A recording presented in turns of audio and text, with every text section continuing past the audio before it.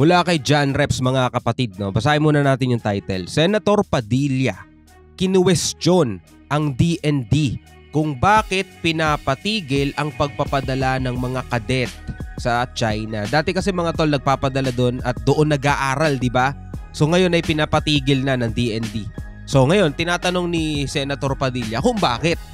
Ano ba namang klaseng tanong yung kailangan pa ba nang itanong kung bakit? Alright, so yan ang ating panonoorin at bibigyan ng reaction video. Pero bago yan, syempre, huwag mong kalimutan mag-subscribe kay John Reps mga tol. Siya ang source ng balita ang bibigyan natin ng reaction video. Tayo'y magko-komentaryo lang sa isang balita mga kapatid, no? So, wala tayong hangaring masama. Magko-komentaryo lang tayo at magbibigay ng reaction sa balitang to. Alright, so huwag na natin patagalin pa. Panoorin na natin mga kapatid.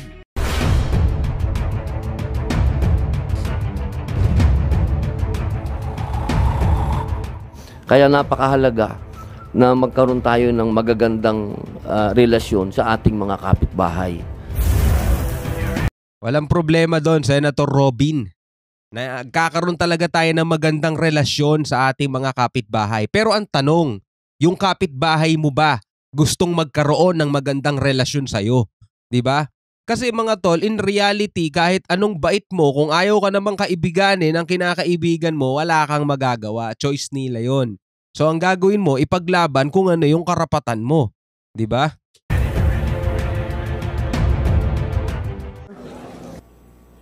A'udhu billahi minasyaitanirrajim. Bismillahirrahmanirrahim. Assalamualaikum warahmatullahi wabarakatuh.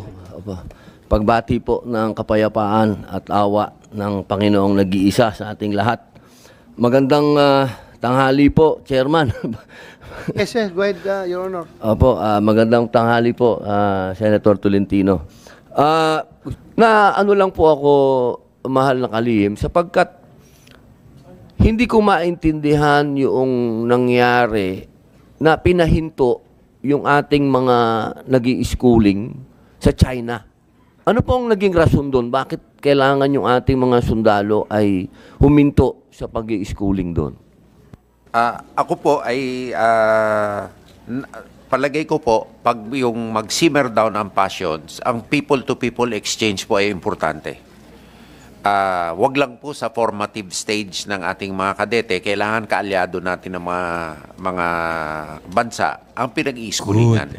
Good Pero job. kung advanced schooling at properly vetted po ang ating mga officers, malaking pagkakataon din po itong matuto sa kaisipan nila at sa pag-aaral kung ano nangyayari dun sa loob. At baka naman may new technologies and new processes na sila'y mapulot. So pag medyo lumiwanag ang sitwasyon, ako po hindi tutol na ituloy ang mid-officer exchange po para po matuloy po sa kanila. At inbound naman ho, palagay ko in the future ho, hindi lang po ngayon kasi medyo passionate ho lahat eh. Pwede naman ho tayo rin tumanggap, no? Meron namang adequate security precautions na pwede naman tayong gawin. At least litaw ho yung pumapasok dito. Mas mahirap po yung hindi pumapasok dito na legal pagkatapos nagtatrabaho na kung saan-saan. Mas mabuti ho, official na nila ang pumasok. Accounted for pa yan. Ang Singapore ho, napakadaming pinapadala yearly na officers for schooling in China. So tayo ho siguro pag nag-simmer down ho, pagka humupa na ang passions, pwede na naman po tayong magpadala. At Napakalinaw na baka hindi ata alam yan ni Senator Robin kung ano nagaganap ngayon. pag-aralan natin mabuti ang paraan. Even myself, if given the chance to continue that program, regardless of whatever future thinking na i-entertain natin, I consider that program more as an opportunity than a threat. We have to exploit that as an opportunity, not as a threat. But yun nga lang siguro, kaya na-stop yun because of some... Sino bang, Your Honor, sino bang ganahan magpapadala ka ng estudyante doon mag-aral sa kanila, then hinaharas nila tayo? Para bang, di ba? pinapakain Logic. ka ng candy tapos sinasampal-sampal ka. Parang ganun ang nangyari dyan eh. Pag, di ba? Pinapakain ka ng candy tapos sinasampal-sampal ka naman. Logic, Di ba? logic. Galing. So, dapat, that's the basic, basic, Ayan, buti si Senator Bato naiintindihan, no? At natatawa rin si Senator Robin doon sa pagpapaliwanag ni Senator Bato. Sino nga namang bang gaganahan magpapadala ka ng estudyante doon para mag-aral ng sundalo, di ba?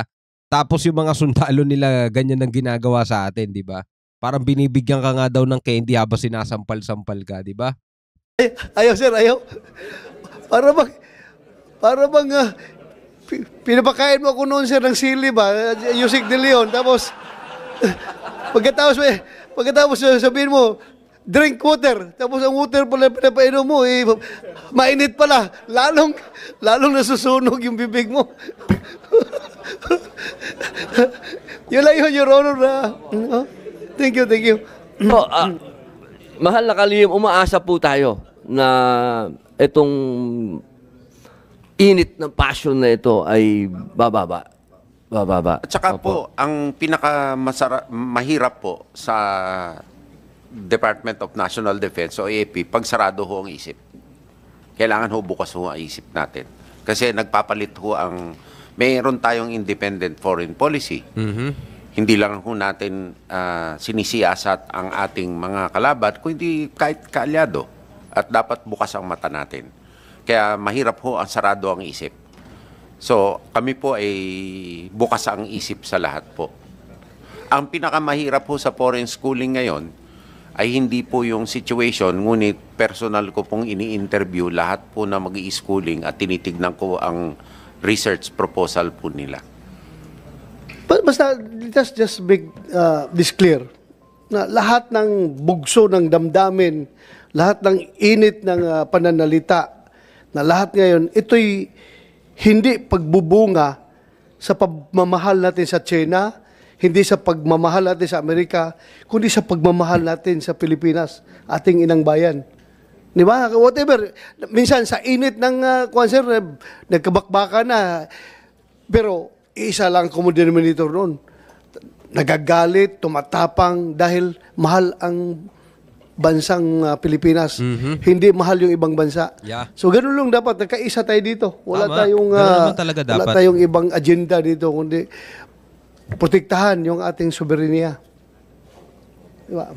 Thank you. Opo, tama po, Chairman. Kasi, syempre, alam niyo po, yung ang sitwasyon ng ating bansa ngayon sa loob ng Asia, alam ko po, alam naman po yan ng aking mahal na kaibigan, na medyo nahuhuli talaga tayo sa lahat po ng usapin. Sa lahat ng usapin po. Militarily, economically, lahat po. Kaya napakahalaga na magkaroon tayo ng magagandang relasyon sa ating mga kapitbahay. Sapagkat kahit naman pong saang lugar, kapag merong nag-aaway na magkakapitbahay doon, lalayo ka eh. Ayoko dyan. Baka madamay ako dyan. Ganun po eh. Sana hindi ko po hinihingi sa inyo na maging mabait kayo. Hindi po.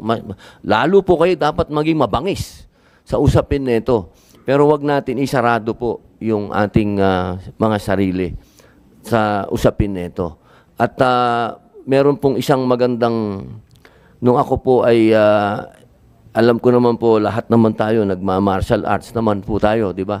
Lahat naman. May kasabihan dito, English nga lang ito. Ba't yung Tinagalog ito? Paano ko sasabihin ito? Ito, sabi nito sa English, if you know the enemy and know yourself, you need not fear the result of 100 battles. If you know yourself but not the enemy, for every victory gained, you will also suffer a defeat. If you know neither the enemy nor yourself, you will succumb in every battle. So napakaganda po nitong usapin nito. At alam ko po na ang ating sandatahang lakas, ang ating pong kalihim sa tanggulan ay 100% na ang kanilang pag-ibig sa bayan, ang pag-ibig sa Pilipinas ay nananaig, mahal na chairman. Tama. At ganun din po kami ni chairman at So yun, narinig natin mga tol, no? Tulad nga no sinabi rito ni Senator Robin, hindi naman niya hinihingi maging mabait. Dapat nga daw lagong maging mabangis dito. Kasi kailangan naman talaga natin mga kapatid, ipakita na tinitindigan natin itong ating hinaing, itong ating karapatan. Hindi natin ito dapat ipamigay. At the same time mga kapatid, hindi rin naman tayo dapat maging tawag dito masyadong alam mo yun, lalayo yung loob natin sa ating mga kapitbahay, no? Hindi tayo rito anti-China, hindi tayo anti-US, hindi rin tayo pro-China, hindi tayo pro-US o pro ibang bansa, kundi pro Philippines tayo, no? Pro Pilipinas tayo. Yun ang ating kailangan tindigan. Hindi porket kaibigan natin yung US, masyado tayo magpapakampante sa kanila. Hindi porket na naging kaibigan natin yung China, masyado tayong magpapakampante sa kanila. Kailangan talaga ang poprotektahan natin dito mga tol is yung interest, no, ng Pilipinas mga tol. Kailangan natin talagang tindigan yan. Pero tulad nga no sinabi natin kanina, na kahit na anong gawin nating lapit, kahit na anong gawin nating pakikipagkaibigan sa ating kapitbahay, pero kung ayaw naman nilang makipagkaibigan sa atin at patuloy tayong hinaharas, wala tayong magagawa doon mga tol. Kailangan talaga nating lumaban sa abot ng ating makakaya, di ba? Ikaw bilang isang Pilipino, ano masasabi mo? Tama nga ba ang hindi muna pagpapadala ng DND ng mga kadete para mag-aral o mag-schooling sa China mga tol? Comment ka sa baba. Pag-usapan natin yan sa comment section. Hanggang sa muli, ako nga pala si Shobal D. Peace out.